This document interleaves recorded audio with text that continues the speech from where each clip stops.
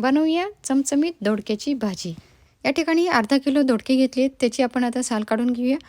या ठिकाणी आपण ते चिरून घेऊया अशा पद्धतीने। पाववाटी हरभरा डाळ भिजत ठेवलेली, 1 चमचा तेल घालूया, 1 चमचा जिरा, 1 चमचा मोहरी, हिंग घालूया थोडा, 1 चमचा धणा पावडर, 1 चमचा जिरा पावडर, टोमॅटो घालूया बारीक चिरलेला 1 या ठिकाणी घेतला आहे। हे छानपैकी परतून घेऊया। हळद घालूया 1 चमचा, 2 चमचे लाल तिखट घालूया, अगदी झणझणीत करायची ना आपल्याला। या ठिकाणी डाळ घालूया आणि आपण हे बिना कांदा लसणाचं बनवत आहोत सात्विक। आता हे चिरलेले दोडके घालूया, मीठ घालूया, कोथिंबीर घालूया, हे मिक्स करून घेऊया। अर्धा ग्लास पाणी घालूया। आता आपण हे 10 मिनिटांसाठी झाकून ठेवूया। 10 मिनिटं झालीत, आपण आता झाकण काढूया।